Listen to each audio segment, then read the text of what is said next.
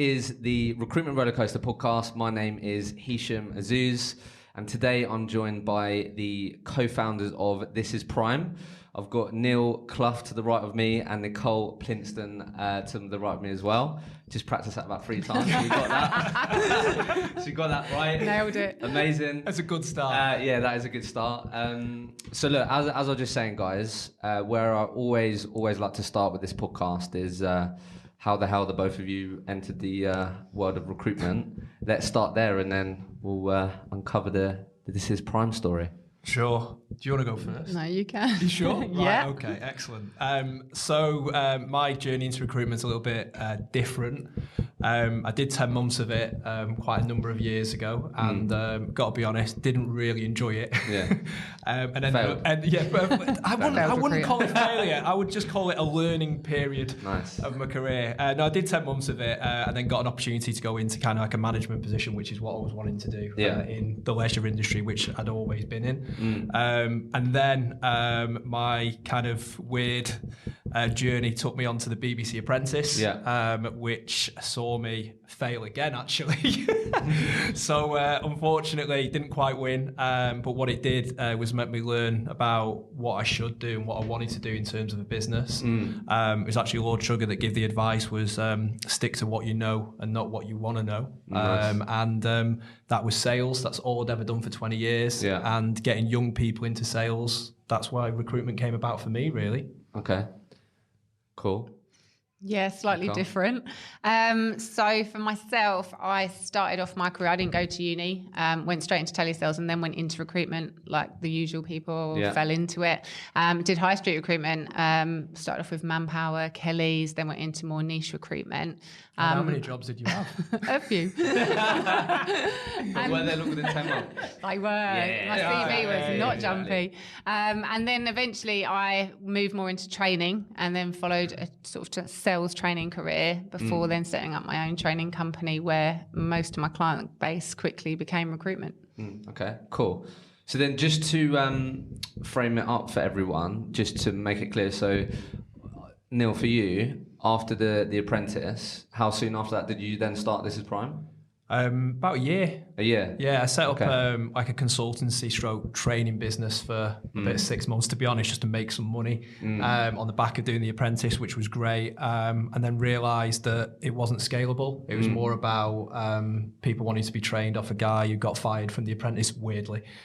So I wanted to create something where I could do something different, where people wanted to work and we could make a different impact and getting, people into sales, which is a career that people still look down upon. And I was really keen to change that stigma. And I met Nicole because she was training at the time and similar vision for her. She wanted to do something different. She wanted to change the stigma that's attached to sales. How did you meet each other?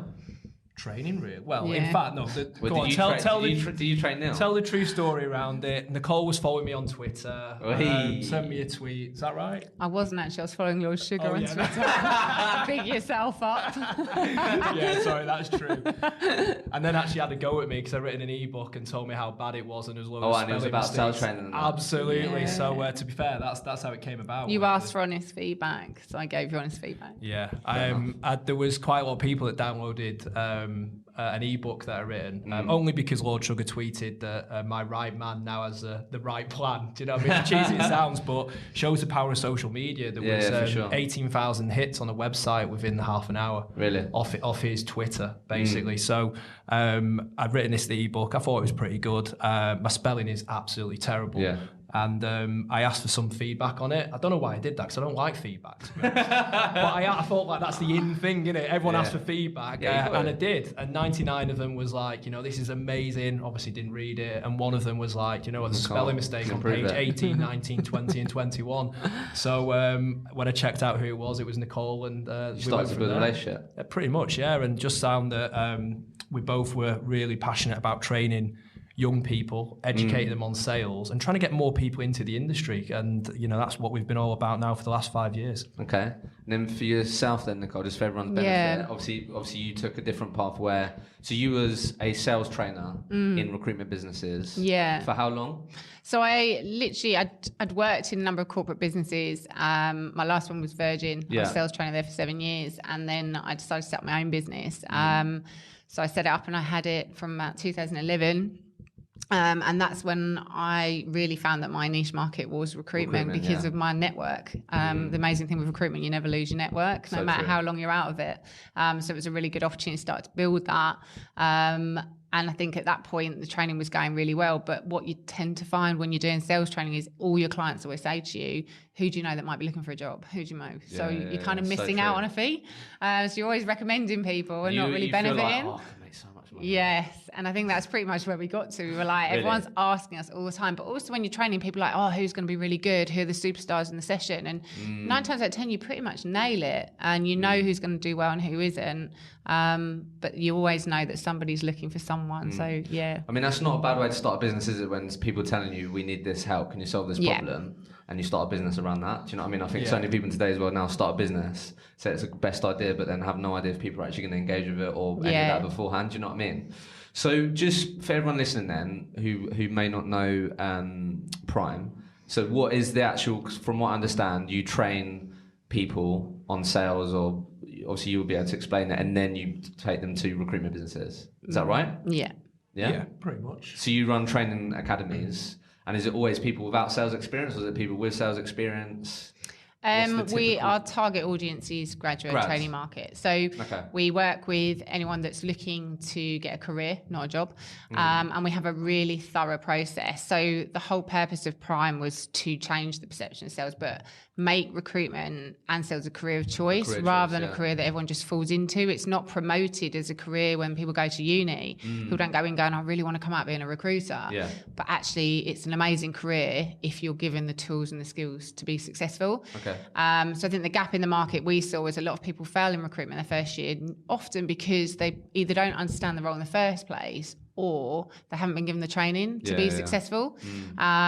So we kind of tried to take that away and go, let's offer a quality service. Don't be one of those businesses that just spams out CVs. Let's invest the time. So we're not a volume recruiter. We're much more quality led, and we train our candidates before we place them. And then a lot of our clients use our training post-placement too. Yeah, that was my next question, just for my benefit. Where does the training stop? So do you get involved with actually helping training actual people who have got any years experience or whatever? Do you get involved with that, or is it more of the junior end? A lot of our clients use our training services separate as well. So we offer recruitment and training as an option, or individually. The reason I think our clients buy into it is because we do bespoke training rather than off the shelf. So we tailor it to what they're looking for. So there's more value to it. So we'll have clients that will perhaps put a group together where they'll have their directors in it, their managers in it, their trainees in it, because they want a consistency there that everyone's working towards the same thing. So they all know what each other's expectations are. Okay, that's good to know. So, obviously, the both of you sort of have had. So, did you ever have your own business before now? Just after the apprentice, to be honest. Really? Which is when I had, I suppose, the courage to go out there and do it on my own. And prior to that, I'd always been working in sales all my career. Yeah. And obviously, Nicole, you already had an experience starting your own business. Cool. Yeah. So I guess how was the first year then? I always like to talk about that because obviously you had this amazing idea. Seems like everyone's going to pay you money for it, but how was it actually that first year of now going to your clients? Look, we can actually help you. How was that journey for the first year? This is probably going to be a bit of a curveball for people out there, but for me, the first year is the easiest. Really? Because you're not up against growth. So everything you do is growth at the end of the day. You know, business is all about scalability. Everything is fresh. Everything is new.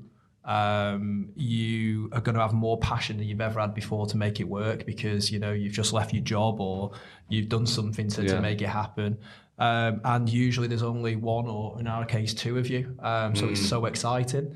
The challenge comes like now when you're 5 years in, you've got 20 employees and kind of it's a lot harder to manage. So for me, the most enjoyment is the first year. And people think it's great. Well, you'll know because six months in. I think the bit that I would just add to that is that it was always sort of my plan, but I love the fact that the complete responsibility is on me to deliver what I sell to my clients. Yeah. Do you know what I mean? Right now, obviously you have 19, 20 heads.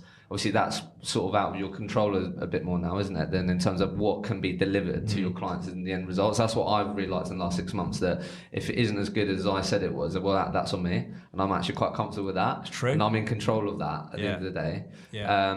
So, no, I think I love the way that you put that. I guess, what about yourself, Nicole? Do you agree with that? Or Yeah, I think what was interesting that first year was we're both really competitive people. Really? Yeah, and we hate failure. We like to succeed. So I think our first year, we didn't really have a plan. It was more about, let's just hit targets, make money, make it happen. And then got to the end of it and we're like, right, okay, we've done that, but what are we actually trying to do?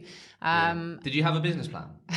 We thought we had until we got to the end of year one and then realised that we didn't. Really? I'm known for not planning, to be honest. But I think that was the biggest learning curve we had. Massive. We've got non-exec director involved who is not a recruiter but proven entrepreneur. And to be fair, the biggest advice we got probably going into year 2 / year 3 was you need to put a plan instead of just make it happen. And we did, and we put a plan in place which we've just come to the end of it for 5 years, and because of that we've gone on and overachieved on everything that we said we'd do. How has that helped then, having a plan? Because I think there'll be a lot of people listening who maybe thinking about starting their own recruitment business or whatever, and I've probably had this conversation quite a few times because a lot of people I've spoken to who are now at sort of where you're at, maybe 15 heads, 10 heads, 20 heads or whatever, did start the business not knowing exactly what it looks like. Because it can be quite hard to visualize, especially in the mindset that you have. And I've had the exact same mindset, like, let's just start, get money in the bank and we'll see what happens. I guess,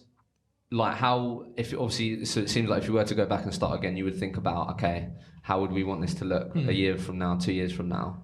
Yeah. Would that be beneficial for people thinking about that? Yeah, I think it does, but at the same time, a plan's good if it's achievable and it's realistic. And I think when you start a business, I think the biggest issue we had was, if we're really honest, it was like, right, first year we're going to do £1 million.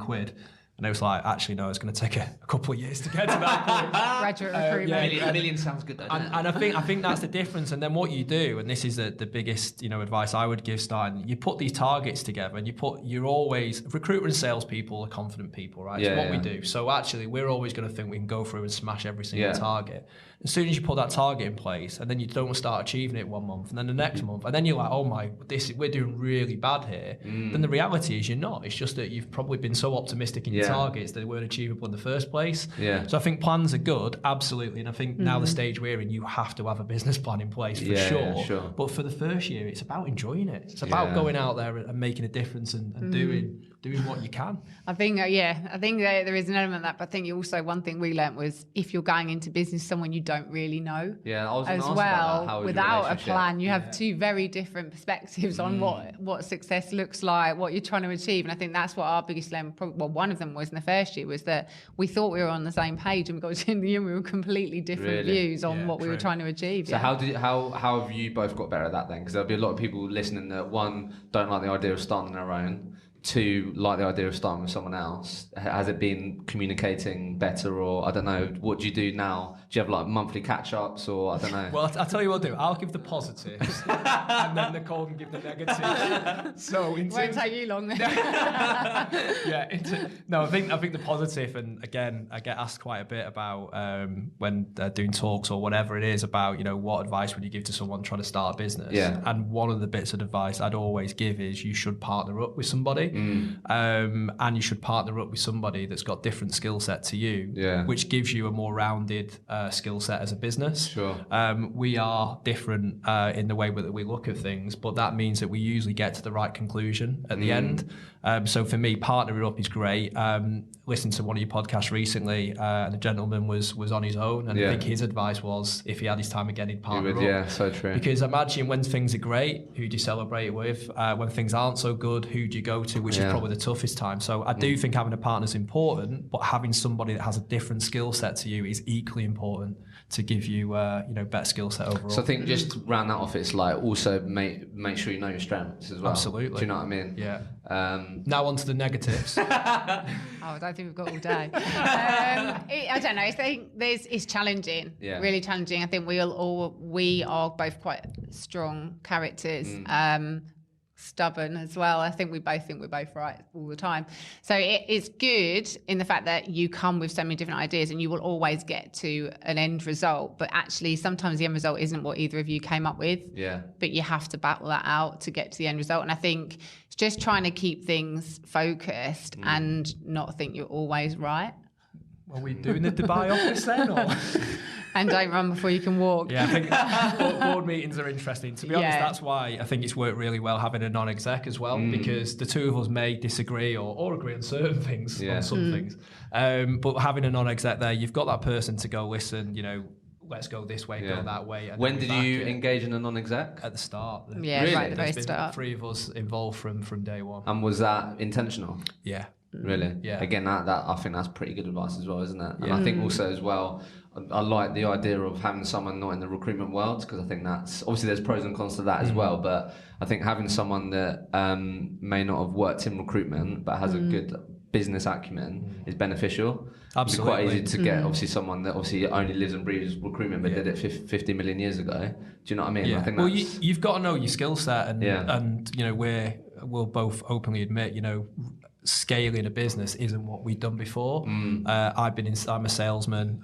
Nicole had been a trainer for a number of years. Great businesses, but we'd never scaled a business. Yeah. So having someone there that can give us that guidance, i.e., you need to make sure the plan's in place, you need to execute it. Different advice has helped us grow. So yeah, I'd strongly recommend it. But again, it's about having the right person, isn't it? Yeah. I think when you're in recruitment as well, though, it's the most networked industry. Yeah. So if you want to get advice or information or guidance from people, you'll always find someone in recruitment that's willing to have a chat or get totally. There's so many groups and networks, whereas getting outside perspective on a business rather than it just being about recruitment has been massively beneficial for us. Yeah. Okay. First year then, was it just you two at the end of the year still? No. How many people did you end up? 5. Really? Yeah, 5. And how was that then? Including us. Well, interestingly, our process is quite unique. So we do a training day, which in graduate recruitment for your own business. So we obviously for our clients, we run training days where clients come and observe people being trained, and they select who they'd like from the process. It's kind of bringing the traditional assessment centre into the modern era is the way I look at it, by training people. We did our own training day in the first kind of few weeks of setting up. We hired Kyle, who's the Prestwich Prince, just a part of Manchester if you're listening. We came to our training day at the time. It was quite interesting. Things on the back of doing the BBC Apprentice, wasn't it? So we had quite a lot of people coming in, and there was a guy from Bulgaria who came over. There was this guy who could speak Mandarin. There was an ex-professional Man City footballer, and then there was Kyle from Prestwich. And to be fair, that was a difference. That's where we knew we had to recruit on our values, on our culture, and we recruited Kyle, who now is 5 years in. He's a sales manager. He's going on to be a director in the business. Nice. Did you know your culture at year 1 though? Do you know what I mean? It was the advice. That's been a process. I think it was probably an amazing piece of advice we were given, again, from our non-exec, was you start a business with your values. So what is it you're trying to create? So our first real challenge was, what is the vision? What do you want to create? And we established we wanted to create a business where people wanted to work, people wanted to join our business. Everyone wanted to work there. And then we looked at what were the values that would make that happen, both for internal perspective, but worked externally as well with clients. And I think from that, everything we did was always underpinned with the values. So anything we make a decision on, we're always told, does it fit with the values? Is it aligned? And if it isn't, don't do it. I think values can be quite just a bit overlooked now, and just a bit you sort of need them, but then, do you know what I mean? I just think people can very easily end up with values are like professional, integrity, honest, all the normal stuff. But one of them's ours. But I think at the end of the day, the most important thing is like, are you someone that lives and breathes by them? Are you someone that, as you said, makes business decisions on those values, and that's why they're there, and that's why they're so important. It's knowing what they mean, and I think it's the education piece around it of, do you actually know what the values mean and why they're there? And as long as people know what they mean and how to deliver on them, then you always have alignment. Even if people don't agree, they pull each other on the values, and will feedback on that basis. I think when you do as well, I remember the first time we had the meeting with the non-executives, right? The first thing we do with this business is you set a vision and your values, and we did this 3-hour exercise with him about it. And at the time, I'm thinking, this is just cheesy, right? Values, whatever. And now, if I'm completely honest, everything we do is around values and vision. It was the best thing we ever did. So I'd advise people do it at the very start. Really think about that. Yeah, that's wicked. And don't just do it for doing its sake. Like, as you said, you've got to believe it. Yeah, really commit to it. So you gave yourself, you wanted to do £1 million revenue. How'd you do in the first year, mate? We did about 250k. Really? It was. Not bad, is it? Absolutely first not. Year? From a standing start. It's what we wanted to do. And had it all, and it being recruitment clients, yeah?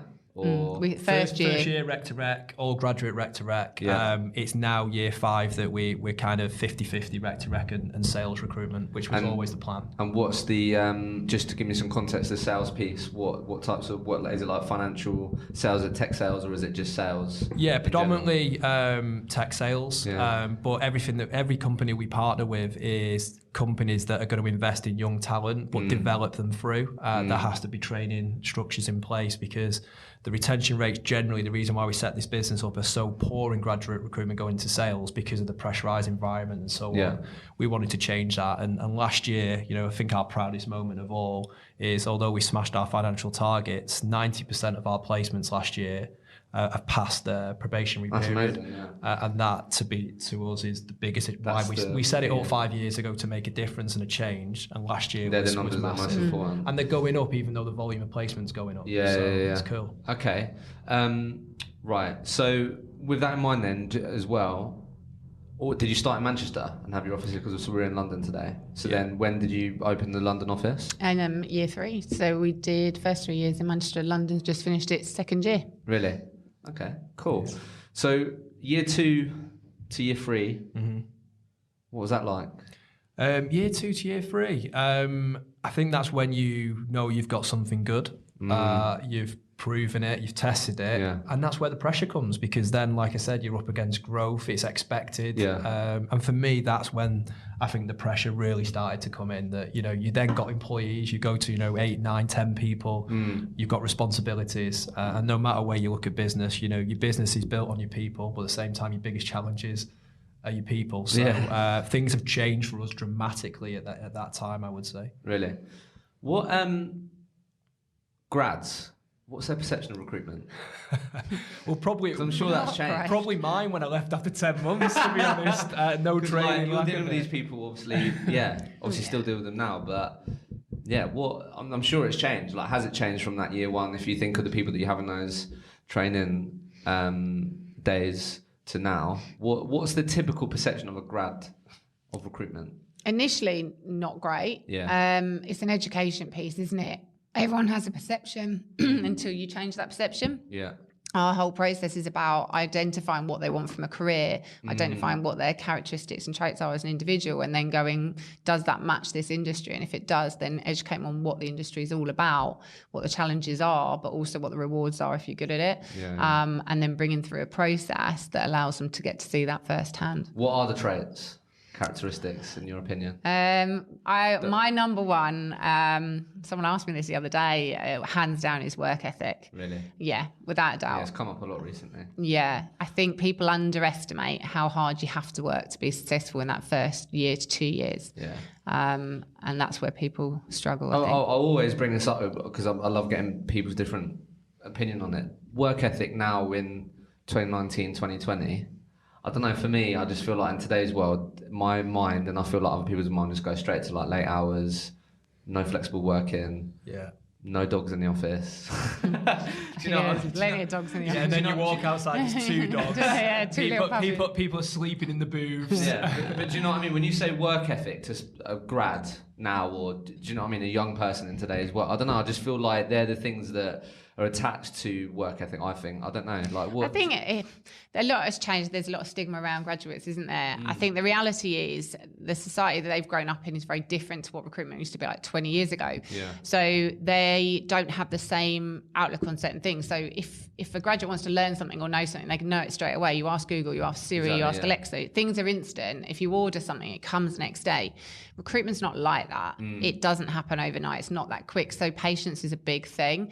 And it's making people recognise that, do you know what, you're not going to see an instant return. You're not going to see a quick return. You're not going to see a quick win. It's about longevity.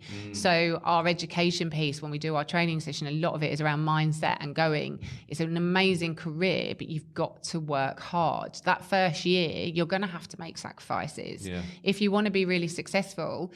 But it's about being smart with your time as well. Like you could work less hours than somebody else, but if you're literally working those hours and not getting distracted and losing focus, you'll be far more productive. So it's your choice at the end of the day how many hours really you're going to have to put in based on what you do with the hours. I think part of that as well, it's so easy in today's world to, like, I could sort of be someone outside looking into your business and go, oh, Prime are doing all right, aren't they? Do you know, like, it's just so easy to see where you are 5 years now. Oh, they're opening an office here, doing well, whereas it's way more difficult now to see, or people aren't willing to share all the stuff that leads up to that and the challenges and the graft and the work ethic. Do you know what I mean? It's so easy just to see the finished result and not see that.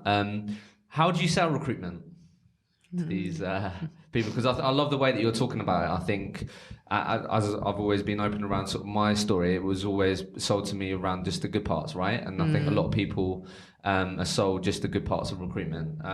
How obviously you're talking about patience, you're talking about work ethic, you're talking about mindset, which is brilliant. How would you say you sort of sell recruitment to these people? We sell them out of it. Really? Yeah, absolutely. Yeah, I like that. So, we're not about, obviously we're about volumes of placements because we want to grow. We'd rather make good placements. Our biggest, we don't work to KPIs. It's not what we do, but obviously we work to some targets, but we don't make the guys do an X amount of calls or meet X amount of people because it drives the wrong mentality. What we do, we work on quality because that 90% success rate is what we want to continue to grow. So for us, what we want is 50% of people that fall out recruitment didn't want it in the first place. So what we try and do is work that out in the interview process, so we put them off. Qualify people out. Yeah, I was speaking to one of the well-known... Would you get to, like, sell a pen and that? Well, that's a good trick. That's a good thing. We've moved on from that. But, what we do is we're more honest probably with our job adverts for a start. I spoke to one of the really market-leading job boards not so long ago, and they were like, do you know how you need to get more applications? What you need to do is put the bracket range from 18k, which is a base, to like 40 or 50k, because you're going to get more people that apply. And I'm like, well, that's not what they're going to earn. Well, well, that's the OTE.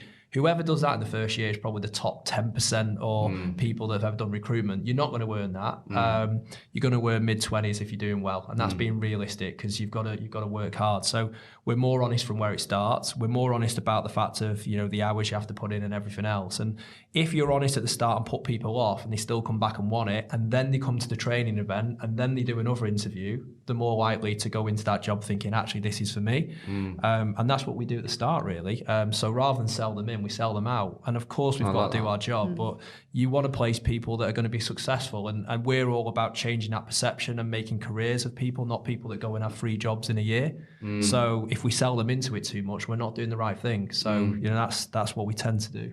Yeah, no, because I've had a couple of people on this podcast share their sort of grad assessment centre experience, and it sounds pretty grim. Quite a lot of them. Some of them just sound really bad. Yeah, it's tough.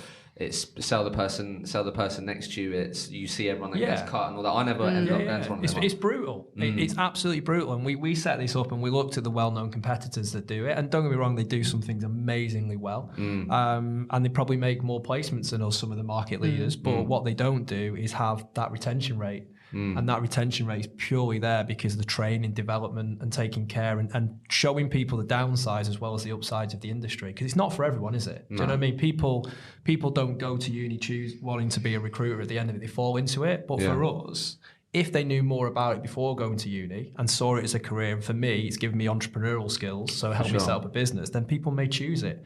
And we're just about trying to get more people actually looking at it as a career rather than kind of thinking, oh God, I can't get anything else, I'll fall into recruitment. So what, just to sort of finalise that, you can talk about what it's like now and stuff, but as I think you just mentioned, Nicole, around, there definitely is a misconception of grads, isn't there, in terms of... Yeah, I mean, you can talk about they're not as willing to work as hard or instant gratification, wherever it may be. What do you think is the sort of biggest misconception from your point of view from working with a lot of grads? I think they're all just put under the same bracket, aren't they? Yeah. And we've got a really strong team, and what we've identified is that they don't fit that mould of don't want to work hard or don't want to do the long hours. There's a lot of people that do. It just comes down to what people want and what they're prepared to do to achieve it. So it's what you're looking for in individuals. It is a bit cliche to say, but you're looking for those driven, those ambitious people, those people that don't want to fail, they want to be successful, but they also have not just a money motivation, but a success desire as well. So it's finding the right characteristics, because I genuinely think it's a perception that's put across the majority, but it's probably the minority. The candidates we speak to, our process is so thorough that it's all about getting to know them as individuals and then looking for the right traits we all know what makes a great recruiter great. It's finding those traits within those individuals. So we've got a team where they're not afraid to work long hours. They're not afraid to pick up the phone in the evening, get on the phone at the weekend if they have to, because they want to be successful. We're not saying you've got to do it. They're choosing to do it because success is important to them.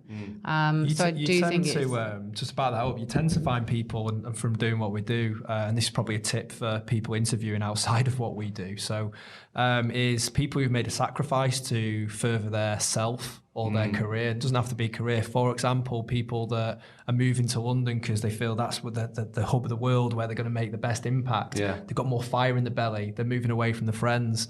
People who've made a sacrifice for their career tend to make great recruiters because so driven on the end goal, rather than people that might want an easy life. And that's fine if you do, but recruitment is tough. You've got to be willing to make sacrifices and put the hours in, particularly in your first year. And I think that is interesting. That I like what you said. That I think so. Back to the business then. Year 2, year 3. Because you're in year 5 now. Yeah. So if we talk about year 2, year 4, so you just finished your 5th year. Is that right? Yeah. Year 2 to year 4. Obviously, as you said, real proof of concept that, I mean, done great in terms of revenue, in terms of for the year 1. What then went on over the last couple of years then? Because how many competitors do you have? Because I feel like once I've learned a bit about you guys, it's like, fucking hell, great idea. Do you know what I mean? Train people and then send them to recruitment businesses like that. It just makes sense. Do you know what I mean? So I guess how did those years go, and what were some of the sort of ups and downs there? Wow. I think we touched on it before. I think it's different now. We're at, 20 heads and that is a great and amazing thing to have, so many people that are working in your business that are passionate about what we're about, changing that perception of sales and doing something a bit differently. But at the same time, we're also got a team of millennials, like Nicole was mentioning, impatient, want to progress quickly. So I think managing people is probably been the biggest challenge. Has it? And you take on grads? Yeah, absolutely. Yeah, so you take on the people that... process. Yeah, fair enough. Okay. So let's talk about that then, because I think it falls into why a recruitment agency is so bad at recruiting for themselves. At the end of the day, do you know what I mean? That's the problem that you're aiming to solve, as well as changing the perception of recruitment, these types of things. And let's talk a bit about some of the learnings of there. I mean, I haven't sat down with many people on this podcast, I don't think, who solely just hire grads. I think I always end up having a conversation with people that have not sure on experience hires because they feel like they come potentially with bad habits or whatever. People love the thought of taking someone that's a grad or some sales experience because they can mold them to whatever that is, whatever they have. So I guess for yourself in your own business then, what have been some of the learnings of managing people, if that's been a challenge? Do you want to start? I think it's an interesting one because obviously we work in recruitment, and most of our clients will always say, if you've got anyone experienced, let us know about them. But good recruiters are hard to come by because if they're great, they're being looked after really well. So they're few and far between. And I think the view of a business owner is like, if I bring in someone with experience, yes, there's a risk, they've got bad habits, they might have burnt out, but there's also the advantage that they know what they're doing, they can hit the ground running, they can start making money fast. Whereas bringing in a trainee, they've got no proven track record. You don't know if they're going to work or not. You've got to invest a huge amount of time in training them, developing them, and you're not guaranteed a return. So I think there's that massive concern of, is it going to work or isn't it? But I think my view is, if you're taking a trainee and you give them the right development, you can make it work. Our results have proven that it can work. And I think getting it right is never easy. But one thing that we've learned with that graduate sort of market is progression and development are probably two of the most important things to them. But everyone thinks it's money and success. Yes, they're important, but they've just come out of learning for 3 or 4 years and they're in that learning mentality. And if they go into a role and then they just go, right, here's the product, this is what we do, this is our market, but they're not shown or taught how to sell it, they very quickly go, right, well, I know what it is, but I don't know how to do the job. Then that's when they start to go, well, it's not working for me. And then people go, all right, recruiting graduates just doesn't work. It's not the right way forwards. But I think our biggest learn has, if you invest in them, and I'm not talking about classroom training all the time, the best learning happens on the job. Giving your management team the skills to be able to coach and feedback on the job really well will make them really effective really quickly, because they don't want to sit in a classroom all day. They want to be doing the job. They want to learn by doing.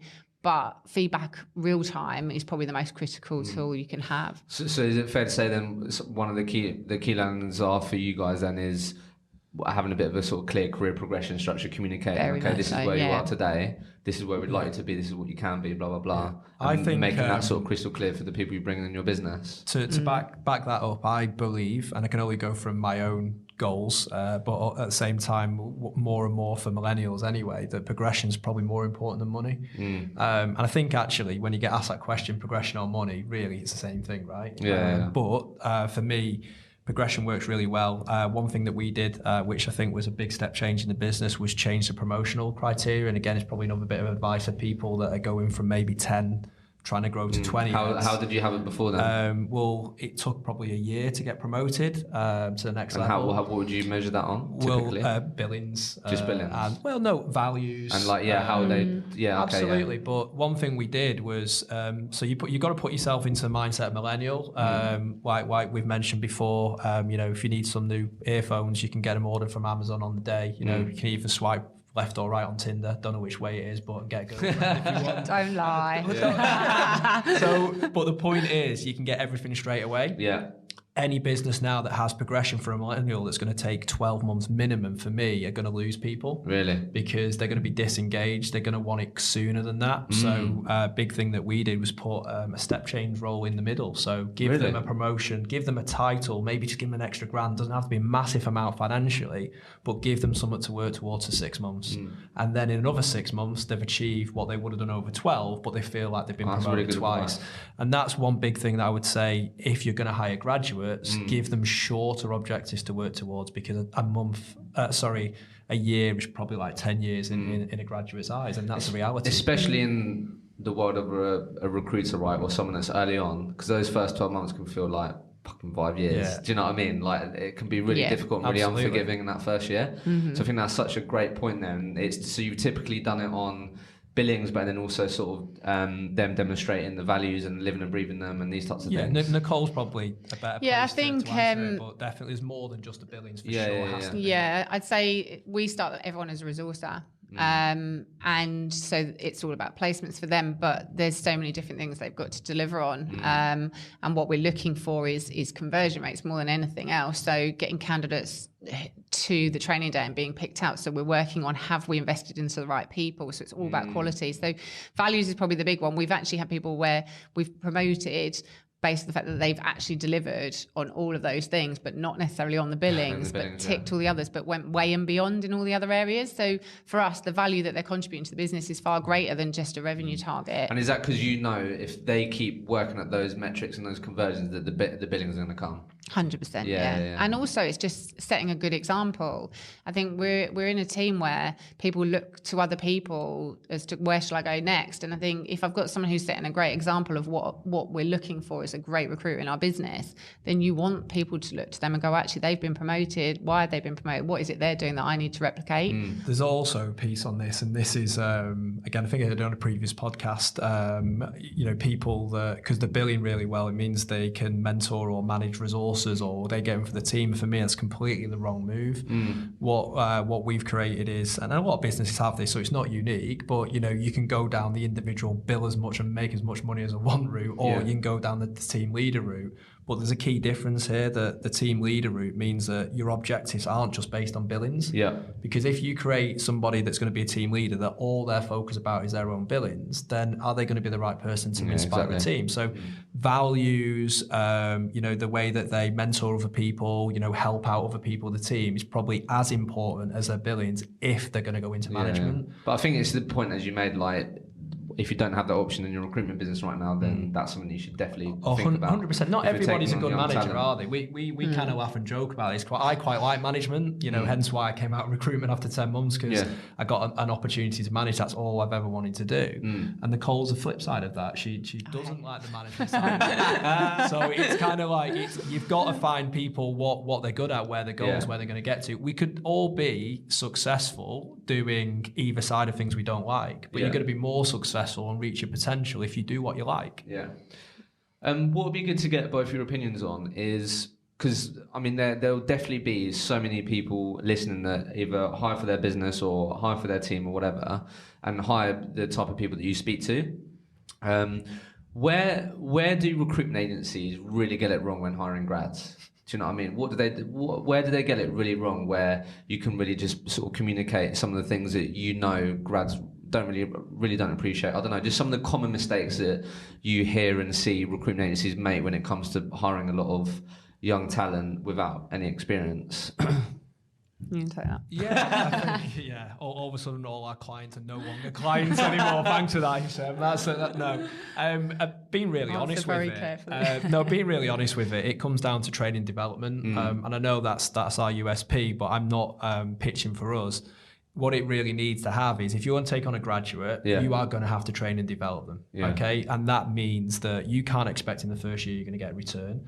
You can't expect that they're going to be great at BD within a year. You can't expect that they're going to be smashing the candidate piece. You've got to give them training development, particularly for that first year of employment. Every recruitment business may say we've got great training, but if we're really honest with ourselves and look at our business, have we got great training? Have we got the support? I think that's fair. You're going to recruit somebody that you back because they smash their interviews, but if you don't support them and train them, they're never going to be great at it.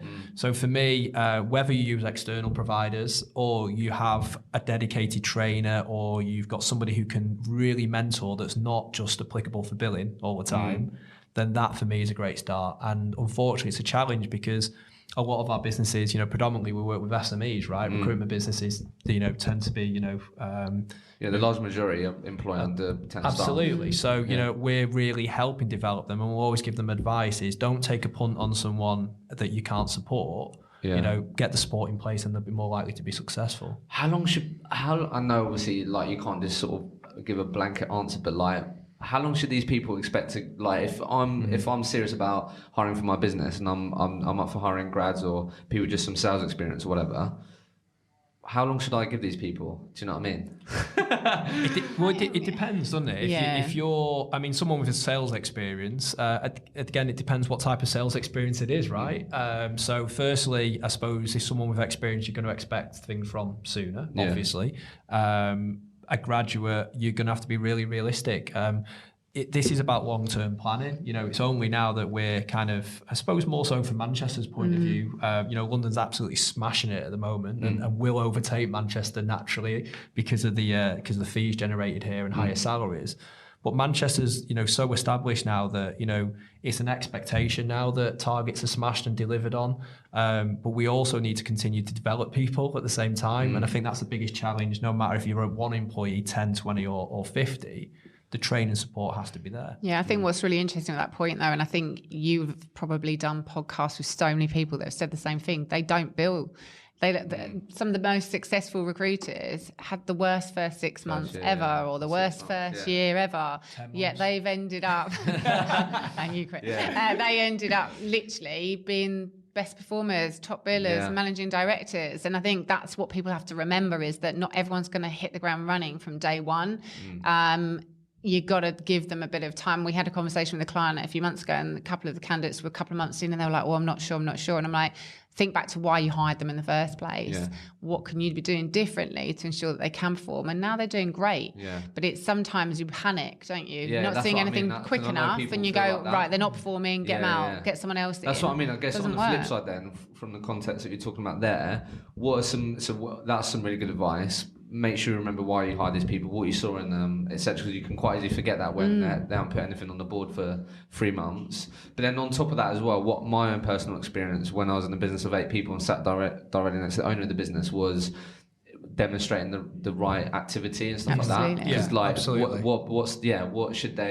what are key things that they should be looking out for? Is it I think we talk about this a lot, especially when we're training, and we train graduates, train managers as well, is that we all know there's 2 things: there's will and there's skill. And I don't expect them to have that skill for the first 6 to 12 months, but I expect them to have the will. So if they're demonstrating the right work ethic, the right attitude, the right focus, they're going outside the day to try and learn about the market, if they're showing all the right traits, then I know and I'm confident we can develop them. If they're not showing that, then I'd be concerned. Then that's when you should definitely be concerned and have a conversation. I think that's fair. We've certainly not going to name names, but we've got a couple of really strong people that probably wasn't hitting where we want them to hit, but 12 months in now, by a little bit more support, a bit more development, just because they were working harder and putting in the effort, that they're now successful. So you've got to be willing to give time. And don't get me wrong, we manage a business, so we're like no other business. There's got to be a point. We work to targets. There has to be a return, because that's what recruitment's about. But be realistic. For the first year, just be realistic and give training support, and you'll be amazed the retention rates will improve. But training support has to be given. And it can't just be, he's great at recruitment, so sit with him. It's got to be a structured training program, and you will see your retention rates improve. So 5th year of Prime then, on the mission to change the perception of recruitment and sales. Obviously you won an award this year as well that I know you're really proud of. How do you think you're doing against this mission of yours to change the perception? Okay. I think, we've trained 3,500 graduates now on recruitment and sales. So that's 3,500 people that have gone away with some skills they didn't have when we met them. So I think that's a massive leap forward. Is recruitment and sales? Don't get Nicole started. I wrote a blog on it. You should check it out, actually. Yeah, we actually wrote a blog on it after not winning the award we won 3 years ago. Absolutely. Because that was one of the questions that came up that first year round. It's like, it's recruitment, it's not sales. And I was like, recruitment is sales. So I wrote a blog on it afterwards, and everyone's like, no, recruitment is sales. Being someone that's worked in sales more so than recruitment, I would honestly say recruitment is... It's really interesting though. So you may or may not have seen, did a live event not too long ago, and this came up because I think we spoke a lot around recruitment becoming a profession, and it's sort of definitely going that way, and that's what we want for the industry. But a lot was spoken about being consultative, adding value, these types of things. And I think when we did talk about selling is sales, it did get quite a bit of pushback that, well, no, it's being consultative in these types of things. Do you know what I mean? So I personally really think recruitment is sales, and I don't know, I just don't understand how you can not say that. I think if you think sales is then just pushing people in a corner to take a job that they don't want, then mate, that definitely isn't how it should be. But for me, it was always why I got into it was I wanted to expand on my sales skills, which it definitely helped me to do. And that was because I went from a real transactional environment to a sort of more consultative environment in recruitment. But I don't know, I think there is a real conversation there around, because I'm sure you see it a lot now. We're adding value, we're consultative, and it's sales is less used. But that's still selling, isn't it? Yeah, I agree. It's still selling. And I think that's the thing. It's easy to put a label on sales and go, that's selling. But ultimately, fact finding, solution selling, all those things is still part of the process. It's still part of the sales process. You uncover a requirement, you find out what's going on, you question a lot, you're really inquisitive, and then you go, do you know what, we can help you with that. So you're influencing, you're negotiating, everything is selling. But in the right way. It's a different form of selling. So, you know, I'm a salesman. I've got to be honest. My biggest challenge going into recruitment was the length of the process. Being someone who likes the same repetitive kind of pitch, being more transactional was for me what sales is. It's a lot more transactional. It's quicker. It's kind of deal. And recruitment, probably the more senior you get into it as well, is a lot slower paced. So you've got to be more patient and consultative. So I do believe it is different, but if anything, and I would say it's probably the most challenging of all sales roles because you are dealing with both sides, candidate and client. So you're actually doing more selling than anyone else. You just have to be a bit more consultative in your approach. So why do you think you won this award? What's the name of the award? Because I'm clueless. Apologies, but it's an award to be proud of, right? Yeah. So the award is the BESMA Awards, which is supported by the ISM, so the Institute of Sales Management. It's probably the most prestigious sales awards. So it is sales, not recruitment. And it's Sales Training Provider of the Year. So yeah, it was. What do you think are the core things that contribute to that? Obviously, some amazing stats of the amount of people that you've impacted. What contributes to that? Well, why do you think you won that award? I'll take that because Nicole doesn't like bigging herself up. So, I think there's two key things. Firstly, we've got a unique concept. The ISM this year really bought into it. Usually recruitment businesses won't win any form of sales award. So to win that as a recruitment business and as a business that's doing something different, they backed. And that's all about getting young people into sales and recruitment as a career. So I think our concept of training candidates before and after they get the job and the 90% success rate is key. However, the biggest factor of it, and Nicole won't like to admit it, is Nicole. So 3 years of trying to win the award, and if people want to talk about resilience, being told 3 times that recruitment isn't sales, or being put back because maybe you're dealing at the graduate end, and actually we want to talk about people training senior leaders of the industry. And being told that and then still going back 3 times over and winning the award, I think is true testament to her. And all our training concepts, our models are written by Nicole. So obviously the 90% success rate is down to the training we deliver, but the training's only good as the content that you have. Yeah, of course. So Nicole is a massive factor in that, as well as the unique concept that we're really proud of. That's wicked. Nicole? Well, don't know about that. I think it was a different year this year. Obviously, we've got 5 years behind us and we're proven now. I think the challenge the last few years, you're competing. We're probably in the wrong awards, to be honest. We're in an award where it's all about businesses that are sales training businesses, and we're different because we're a recruitment and training company. So we were the only business that came along where we are not 100% sales training. We are 50-50. And this year, I think being able to get across the fact that actually we're at a point now where we've changed so many people's career options to get them successful in a career that perhaps they hadn't even considered, and getting more people into the industry. And I think being able to highlight that probably the biggest challenges this industry faces is attracting and then retaining the best talent. Totally. And being able to do what we do and add that little bit of value that actually takes their career to success rather than failure. I think this year we were able to really show and demonstrate the achievements that we had, and that's probably what got us to the win. Nicole, where do you think a lot of people get? So obviously a huge part, as you said, then it was the content, and you said they're bespoke, a lot of things that you do. I mean, look, you don't have to share all the secrets, but like, where do you think a lot of sort of trainers get it wrong? Because I think, I'm just thinking of a conversation I had recently. I was speaking to a chap, and I was pitching him some business. And he's like, yeah, like trainers, like some of them are great, but there's a lot of crap ones out there. I always think, like, if you're good at what you do, why would you stop doing it? As in like billing, and do you know what I mean? Yeah, 100%. I totally get that. Yeah. So like, I don't know where. I think you've kind of just hit the nail on the head. I think a lot of it is credibility. I still do the job every day. So I still BD every day. I register candidates every day. I take feedback. I manage the process. So I think the fact that I still do it every day means that I can relate to the people that I'm training. I suppose the only advantage that I have is that I've been doing a hell of a lot longer, so I hear a lot less no's than they'll hear, but I can educate around that. So I think that's probably one of the reasons why.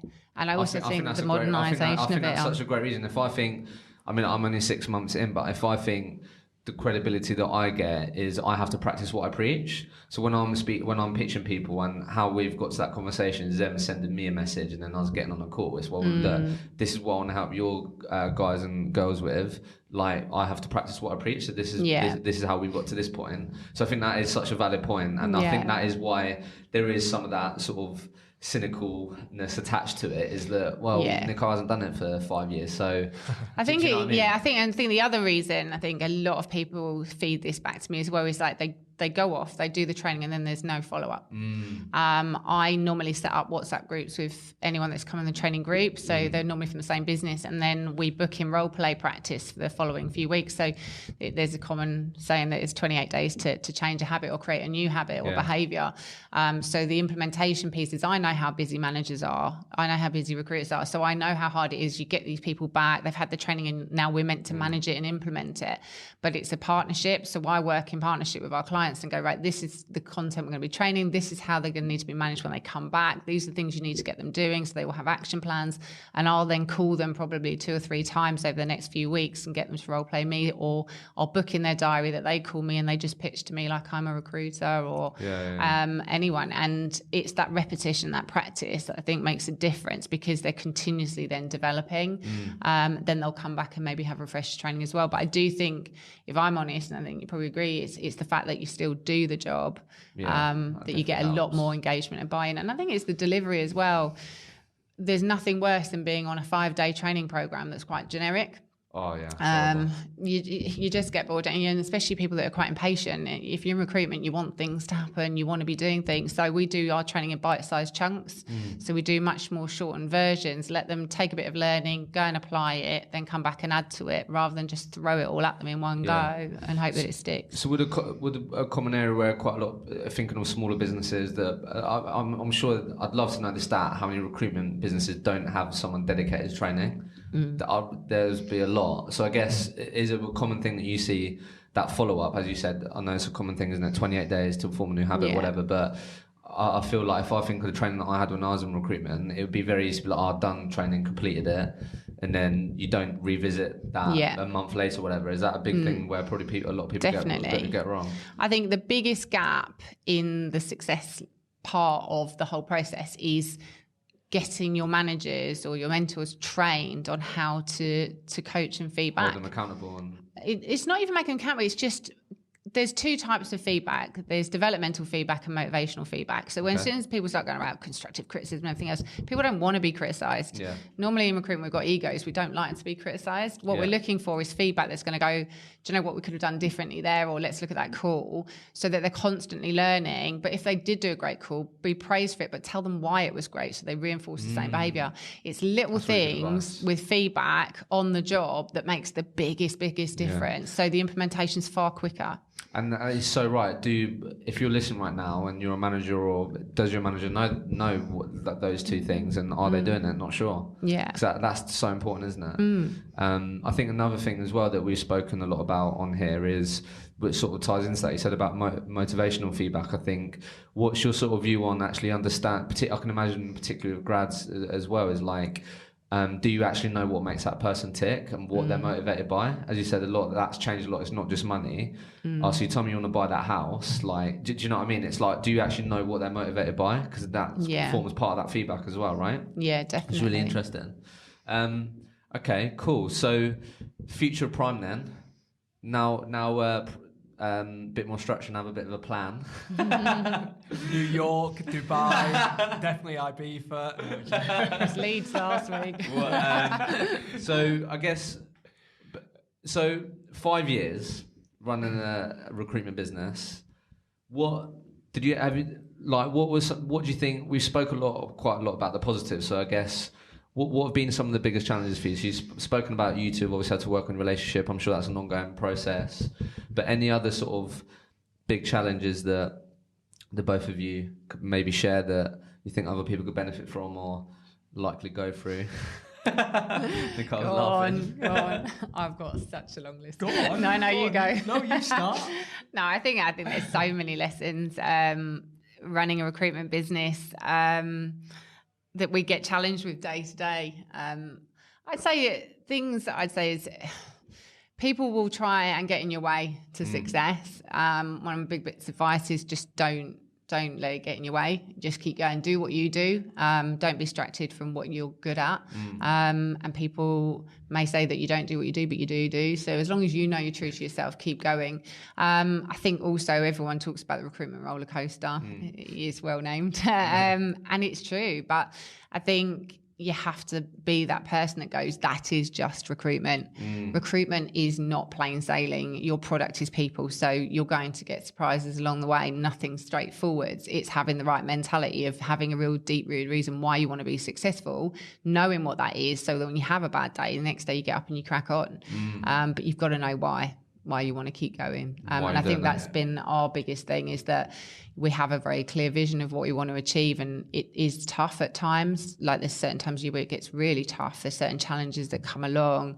That's just part and parcel of what we do. It's accepting that is recruitment, and there's a reason why it's so highly rewarded if you are successful. There's a reason why there's such great incentives in place, because it's tough, and when you do well, you deserve to be rewarded for it, because you go through all the tough stuff to get to the good stuff. I think you can, there's so many challenges in there, but without going into the specifics, to me, the biggest challenge of all is mindset. It's going to be tough. And when you set up a business and it's not just the two of you anymore, and there's 20 people in the business that, are believing in that business and believing in you, your mindset's going to be challenged every single day. So the big advice I'd give to anybody is, you've got to have a mindset that's positive. And that's going to be really hard. It's going to be challenged. Things you can do. I run every single morning. First thing I do before I do anything, and I don't do that for fitness. I do that purely and simply so that I'm fresh and I come into the day after a really bad day the day before, ready with the right behaviour. We talk about it a lot: belief, behaviour, result.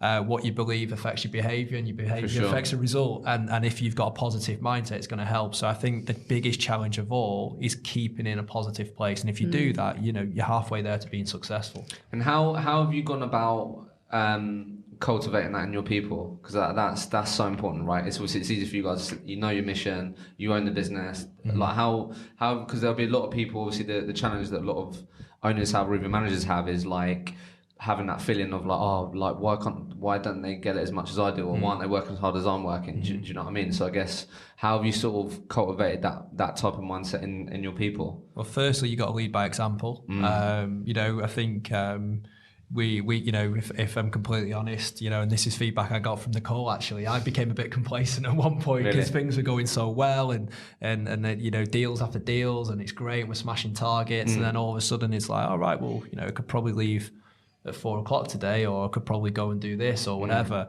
Then quite quickly you get told that that's not the way. But I think it is the way if you want a lifestyle business. Yeah, absolutely. But if you don't, it's definitely not the way. But being really honest with it, that's something that happened to me, and then my team then become complacent because you become complacent. So actually, the stuff that we've been across, whether you're a graduate or whether you're 20 years into your career, the work ethic thing doesn't change. If anything, so that's why a career in recruitment isn't about, it's going to be hard for 12 months. Yeah, it's going to be the hardest. It's going to be hard for your career, and you've got to be willing to throw yourself into it. So for me, you've got to make sure that you're willing to do that. I think I always say success does come at a price. You do have to make sacrifices to make a successful business, and if you want a real successful business, that unfortunately is going to be the case. You look for the first 3 years of the business. Nicole's got a young family, and she was in Manchester, helping drive it, and she lives in London. Wow. So, and how's that? The difference is, I didn't know challenging. Really? Yeah, it was challenging. My kids were quite young then; they're a bit older now, so it was challenging. But How I think they're now 11 and 8. But my daughter, she was 3 when we first started Prime. So yeah, it's challenging, but I've got a good support network. So. And now we're in London. Yeah, so now we're in London. That was always the plan. But that's the point. And I think, again, people setting out in recruitment, setting up a business, or in the early stages now thinking, why am I not growing? Well, you've got to think, are you giving it everything? Are you making the sacrifices? Because I assure you, there's someone that is. And when people look at competition and think, wow, why are they doing so well? Well, generally it comes down to they probably sacrifice more and probably working a bit harder. And once you have that reality check, which, something that I did, you get back onto the train and you get the growth again and you continue to be successful. Just a quick one on that point, Nicole, about raising a family. Just because actually, you may know, do you know Louise McMullen? I know the name. White Label Recruitment. Yeah. Whom I met at the Power Home. Yeah. So, so she had a podcast with her recently, and she spoke a lot around.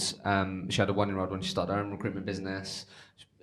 But she started her own recruitment business just because she was pitching to everyone that she could bill 150k in 4 days. She had to work 4 days because she's got a young child now, but not many people did that. And they're like, why do you think you could bill 150k in 4 days?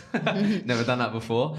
And we basically spoke a lot about raising a family while running a recruitment business and growing a recruitment business. So I guess just a quick one on that, just because I've got quite a lot of messages recently from mums who have started a recruitment business saying, look, Hisham, if you get anyone that has done that, I'd love you to talk to them or talk a bit about it, just because I think, again, talking about sacrifice, I mean, Louise shared her story that her plan was very much get up in the morning, do the school run, work, come back, cook, do these types of things, and then she'd be doing all of her admin for the next day until 2 a.m. And that she did that for a good couple of years, right? Yeah. Don't typically hear that. Do you know what I mean? So I guess how did you deal with that over that particular period of raising that young family? Anything to share there? I think it's really challenging. It's especially when they're young. You feel like guilt. There's a lot of guilt, really? And then there's a lot of, I suppose, outside opinion of you're not a good mum because you never see your kids and this, that and the other. And I'm like, it's okay for a dad to do it. A dad can go out to work for long hours and not see the kids, but it's not okay for a mum to do it. And there's definitely a perception. I'm really fortunate that I've got a really good balance in my family. So I'm lucky enough that my husband can be there and do a lot of the mum stuff. Yeah. And that was a decision we made when we decided that this was the path to go down. And I think it is difficult, but I do think it's more challenging in the early days because you are working so hard to make a business success that you genuinely feel you've got to work longer hours to make it happen. So you are literally getting home, putting them to bed, staying up late, but it doesn't go on forever. I wouldn't say I stop working when I get home, but I'm much more organised. And I think the more you do it, the more organised you become. And then you start to get much better balance. And I'd say now I definitely have a better balance. I don't miss the school play. I don't miss sports day. I make sure those things are really important. You get emails from Nicole at 11 p.m. or 5 a.m. or 5 a.m. Yeah, it's like when do you sleep? That's the great thing with having kids. You learn about having little sleep. What would your advice be? Just I guess there is going to be at the end of the I don't know. What 100%. Any advice for? I think remember why you're doing it. Yeah. And Neil always says that to me all the time. When you're having a tough time or you find it difficult or you're feeling guilty, always remember why you're doing it and always try and find some time. So I'll always make sure at least one of my days at weekend is literally just don't pick up your phone, don't check your emails, don't do this, don't do that. Because I think it is important. Otherwise, you do lose sight a little bit of why you're doing it. And they're why I do it. They're 100% why I do it. And actually now, when they get the nice Christmas presents and the nice treats, they don't mind so much. I think you make a good point around the opinions piece. Obviously, I'm not a mum, obviously, but I can so see that.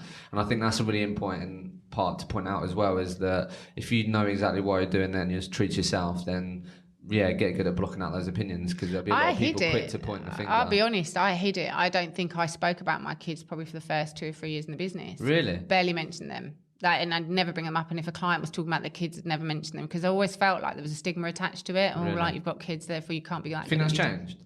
I think now, I don't know if it was more my problem, and I saw it as an issue, whereas now it's not an issue at all. They've been into the office, I talk to my clients about theirs. So I think it could have been my view, but 100% for the first 2 to 3 years, I'd never even mentioned them. A lot of people were surprised when they found out I did have kids. That's crazy. But I think just a final point on what you said as well, I think when you were saying about making sure you always have a day dedicated to your kids or whatever, I think a really important point to add is when you are with your kids, are you actually with your kids? So me and you could both be mums, and you say, I saw my kids 5 hours this week, and I say, I saw them 15 hours this week.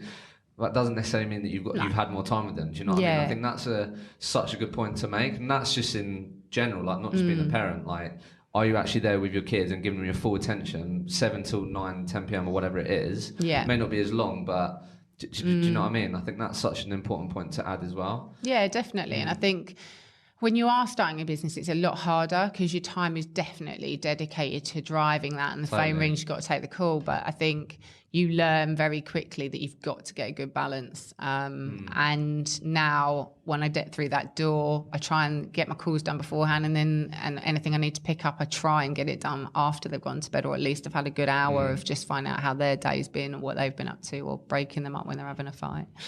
So keep going, people. That's no, I absolutely love that. That's amazing. So just quickly, I guess then, before we finish and stuff, I think it'd be great. Obviously, we started around, as you said, Neil, you had big targets for the first year and stuff. How have you done? How has the business grown in terms of revenue and stuff over the last couple of years? How has that looked? Because I think it's very easy for people to say, yeah, it's all going great. But do you know what I mean? How has that been? Yeah, well, we've grown every year between 50 to 60%. Really? So and obviously a lot of businesses talk about turnover, but the big learning from our non-exec was, it's all about your operating profit. Yeah, the net fee income. Absolutely. We want to kind of get our operating profit, be quite open with that. It's at 400k operating profit at the moment. We want to get that to £1 million in the next 3 years. And for us, that's what it's all about in terms of has that operating profit, I'm sure it's fluctuated, but has it typically gone in the right direction? We were fortunate enough to do 6-figure profit in our first year. Really? Even though our turnover was low at 250k, we did 100. Every year we've been able to grow that, and that's pretty much what we're trying to achieve from a financial point of view. We want to open a third office, which we'll be doing in 2020. Really? Where's that? In Leeds, Leeds? Is what we're looking at Why the Leeds? moment. So we look at graduates and where graduates want to stay. So we have to look at what universities are good in terms of, and what city do people stay in. That's true. Yeah. So London, obviously, people come and study here, they want to work in. Manchester, second city, really, in terms of where people want to stay. Leeds has actually got one of the highest retention rates of people that actually study in Leeds that say, I want to work in Leeds. Oh. So for us, if people are going to stay in the area, of course. It is. So we do the studies based on that. And also, it's cheaper in the north, absolutely. And it's a great city, it's a great place, it's vibrant. So, I haven't actually been. I signed my first client in Leeds actually the other week. So I'm excited. So it's cool. There's loads of recruitment businesses in Leeds. So we look at where are our clients in terms of our target base. We've also got a lot of clients we work with in Manchester and London that have client bases there, and we look at where a graduate's going to stay. And if those two match, then that gives us a good indication. It's just like, I know it sounds basic and simple, but like, it's the right, instead of just opening the office for the opening the office sake and a bit of an ego thing, like, that's the right answer that you should be answering around. I'm opening the office in this place because the grads and the retention, stuff like that. I don't know. I just think so many people are prone to just opening and headcount and all that just for the headcount sake and opening the office sake. That's exciting then. Yeah, it is. We have to do that because we're proud of our process of training people. So if we're going to train candidates as well as place them, then they need to be in touching distance. So actually, that's why cities are great locations for us. We've also took our model on the road as well. So we're doing prime pop-ups. So we're taking our training day model, and for clients that may be in different locations that we can't service out of Manchester and London, and doing pop-up training days for them, resourcing for that area and doing training days on site at their company, which is proving really successful as well. So yeah, we want to continue to look at 50-60% growth year on year. So how do you think, obviously with what you're doing, you're definitely making a dent and impact, but how do you think we can change the perception of recruitment and sales? Do you know what I mean? What else can we be doing? Obviously what you guys are doing is brilliant. What else do you think we can be doing? I think be proud about it. I think if you're in the States and you say you're a salesman, they think you're a god. Whereas in the UK, people are hiding it because the first thing you think of is PPI sales or something. That's a form of selling, but we all have to start somewhere. So I think firstly, being proud of being in sales and being in recruitment. Also making sure it's not just about money. There's got to be really value that we had. I think is really important. And most importantly, investing in people through training development. If you train people on it, they'll become good at it, and that's what we're all about.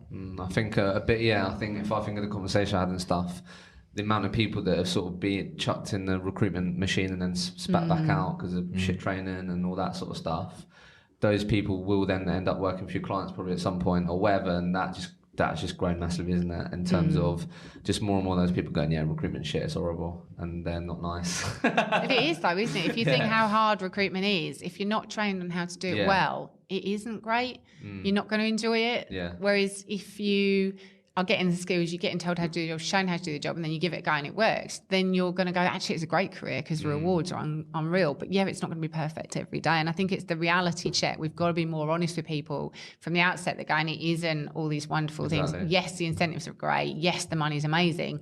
But you're going to have to work really bloody hard to make it happen. And it's not going to happen overnight. And I think it's the transparency around it that's so important. You said yourself, a lot of people talk about the positives, but don't really talk about the challenges that come with it. If we can get the challenges across as well, definitely changing the perception of the industry for sure. Just a quick one, because before we finish, and I'll ask you the final question, just out of curiosity, what do you think are some of the sort of best incentives that you're seeing out there in the market at the moment, out of interest?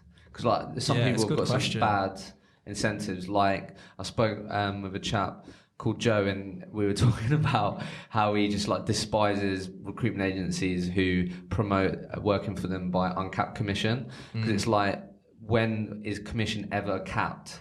It's just, I don't know. Do you know what I mean? Just stuff like that. And I guess I think it's come up a few times around free fruit. Why is that? Why is that? Do you know what I mean? Obviously, these people, what they're driven by, particularly obviously young people. So what do you think are some of the sort of best incentives that you've seen so far that have caught your attention? I think you definitely need a balance of two. So they need their individual incentives, but collaborative team incentives seem to work really, really well as well. And free breakfast seems to be very popular. I think you've got to have your financial incentives. So we have them on a monthly, quarterly, and biannual basis. Millennials making it quick, but also as well as that, we have team incentives. So for example, we have a lot of people do monthly target hittings, which are great for individuals and so on. We also have team target hittings. So for example, if the team hits a target, everybody goes out to celebrate, even if maybe one person has missed. And that's to create the right values, because we're always going to have a bad month. But if your team members pull you through, then it raises team ethic. So I think you've got to have incentives that are team-based, whatever they are, whatever the rewards, as well as individual. And we go away once a year and the whole business goes based on it. And I think that's important rather than just individuals. It's the whole company if the company has a good year, and that creates the right value. Such an important trip, those types of trips. It's great. It's great. But I think for us, my biggest frustration sometimes is people miss out even though they've performed quite well. They might have had a tougher year or whatever, but they've still done quite well. They've maybe still been profitable. For me, you've got to give them the opportunity to attend with the team that's helped them along the way, because next year they might go over and above and smash it. So I think you've got to have a balance between individual and team. But the stereotypical kind of ones away, nights out kind of incentives obviously work really well because it's a social environment. So I think I've seen quite a lot of things recently around obviously just the CSR of a lot of agencies. I really like some of that stuff. And I think just a final point, because I think obviously you guys are well positioned to talk about it. Commission structures. What's a good commission structure in today's market? An honest one. Yeah. Give it to me. What's actually a decent commission structure? Well, explaining how the commission structure works and the, for example, I'd be really clear, we need our resources doing a minimum of 2 deals based in the market we're in, and we want them doing at least 3 deals a month. And we're really clear with the fact of that's because the 2 deals pays for your desk and the 3 deals we're starting to make money from. So when you explain the way commission structures work and how the business makes money, then they can understand the levels of it. At the same time, it's also got to be attractive, because we're not paying high basics. We don't believe that people should be here for a basic salary. We believe they should be here to go out and earn commission, obviously. So it's got to be rewarding enough. to do that. I think the best commission structures are the ones that are simple.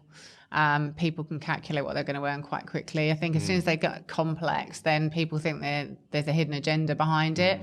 People want to know very quickly, if I do this, this is what I'm going to earn. Because everyone says they've got a market-leading commission structure. Well, this is my bugbear with that. Is I think that's why we need to be honest. Now, again, it's another tip, and I can only go through it because we've been through it for 5 years, but we've been quite fortunate that we add things in and don't take away.